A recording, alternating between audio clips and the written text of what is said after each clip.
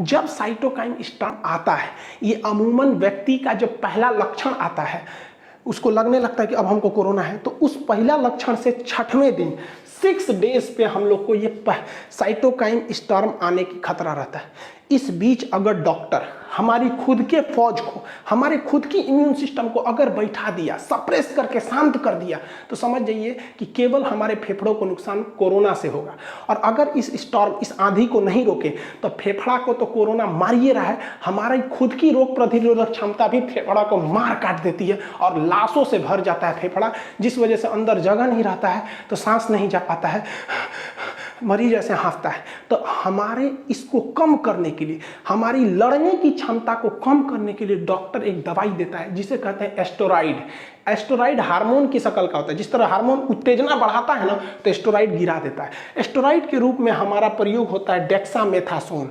ये डेक्सामेथासोन, ये अगर किसी में स्टॉर्म कम है तो टेबलेट खिला दीजिए, और किसी में हैवी स्टॉर्म आ गया है, मतलब मारकाट भयानक मच गया, हमको अपने ही रोग प्रतिरोधक क्षमता से खतरा है, तो उसे आईवी यानी इंजेक्शन के, इंटरवेंस इंजेक्शन के थ्रू इसे दिया जाता है।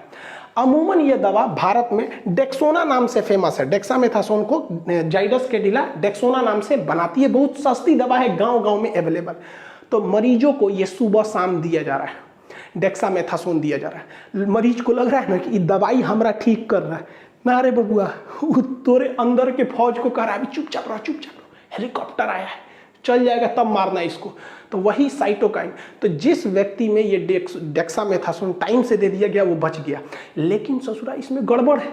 मान के चलिए अभी कोरोना बहुत कम है, बहुत कम है, तो हमारा एंटीबॉडी उसको मार मार के खत्म कर देगा। और कोनो बकलोल डॉक्टर अभी तनिए सा कोरोना है और आपको चढ़ा दिया डेक्सामेथासोन, तो डेक्सामेथासोन आपके शरीर के फौज को कहेगा चुप रहो, तो कोरोना कहेगा वाह, हम तो यही खोजिए रहे थे, अभी हमारी संख्या कम है, 2-4 दिन में वो संख्या बढ़ा देगा। इसलिए एम्स डायरेक्टर रणदीप गुलेरिया चिल्ला चिल्ला कह रहे हैं कि भैया डेक्सामेथासोन अपने से मत लीजिए लो, वो टाइम आने पर लीजिए लो। तो वो हकीकत बात है, ये हमारे इम्यून सिस्टम को सप्रेस यानी कमजोर कर देता है, ताकि उसको बाईपास कर देता है और खुद लड़ने लगता है। इसके बाद इसको कमजोर कर दीजिए, आपका इम्यून सिस्टम बैठ जाएगा, तो कोरोना से ही खतरा होगा। अब उसके बाद चढ़ा दीजिए रेमडेसिविर, रेमडेसिविर कोरोना को चकमा दे देगा।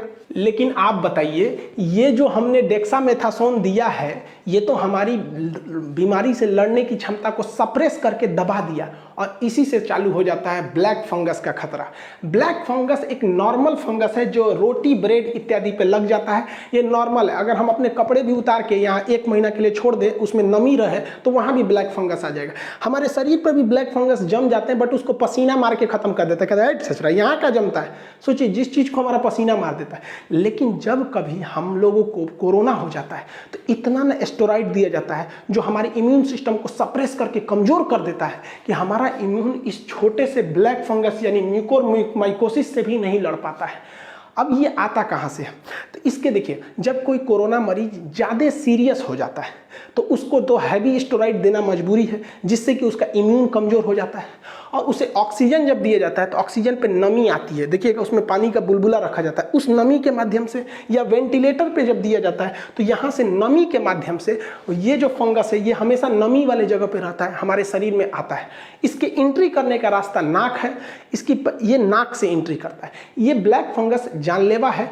जैसे रेबीज बीमारी होती है ना, कुत्तों के काटने से, जिनको हो जाएगा उन्हें दुनिया का कोई डॉक्टर नहीं बचा सकता, वो तो ससुरा 100% खतरनाक है। ये ब्लैक फंगस ये 50% खतरनाक है। लेकिन ये किन्हें होगा? जो कोरोना से सीरियस इंजरी से जूझ रहे थे, जिन्हें हाई स्टेरॉइड दिया गया, वेंटिलेटर या ऑक्सीजन से जूझे, या जिन्हें पहले से जिनका इम्यून सिस्टम कमजोर है, जैसे HIV के मरीज, इनका इम्यून सिस्टम कमजोर रहता है, जिन्हें बहुत हाई ब्लड शुगर रहता है, उनका इम्यून सिस्टम कमजोर हो चुका रहता है, शुगर के मरीजों कमजोर हो जाता है, या जिन्हें डेक्सामेथासोन हुमच के लगाए हैं जब वो कोरोना में था, तो ऐसे लोगों में इसका खतरा ज्यादा होता है। इसको टाइम से रहते इलाज करा लेने से सही होता है। ये एंट्री मारता है नाक के रास्ते से।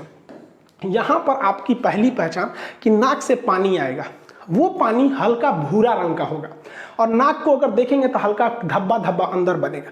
तो ये हल्का ब्राउन डिस्चार्ज इसकी पहली पहचान है। उसके बाद ये मुंह में पहुंचता है, तो मुंह से भी खांसी वगैरह आती है, कभी कभी उल्टी होने लगता है, ब्लड आने लगता है उल्टी में। उसके बाद यहाँ पे नाक के पास इस जगह पे ये स्वेलिंग होती है। फिर ये पहुँचता है आँख में। आंख लाल होने लगता है इस तरह से। और जब स्वेलिंग होने लगेगी तो समझिए अब खतरा होने लगा है। इसलिए इसका पहला पहचान ब्लैक डिस्चार्ज। अब किसी आजकल मौसम चल रहा है, बहुत से लोगों की आंख लाल हो रही, इवन 10 दिन पहले मेरा भी लाल हो गया। तो ऐसा नहीं कि जिनका आंख लाल हो गया वो दौड़ने लगे। लाल आंख पहली पहचान नहीं है। इसकी पहली पहचान आपको पहले शुरुआत में 1 हफ्ता तक आपको नाक से डिस्चार्ज आएगा, मुंह से उल्टी उल्टी टाइप का मन करेगा, सर और दर्द करेगा, तब ये आंख पे आएगा। उसके बाद जब यहाँ स्वेलिंग होने लगेगी तो समझिए स्वेलिंग होना खतरनाक है। इसके बाद ये म्यूकस आंख के रास्ते अंदर ब्रेन में चला गया, और ब्रेन में चला गया तो कोई नहीं बचा पाएगा। इससे अगर आंख बहुत ज़्यादा इन्फेक्टेड हो गया है तो आंख भी निकालनी पड़ती है। लेकिन फिर बताएं, ये सबको नहीं हो सकता है। जिनका इम्यून सिस्टम कमजोर है बस उन्हीं को होगा। हाई ब्लड शुगर वाले या फिर कोरोना से जो अभी रिकवर हुए, जिन्हें वेंटिलेटर या डेक्सामेथासोन हाई मात्रा में लगाया गया है।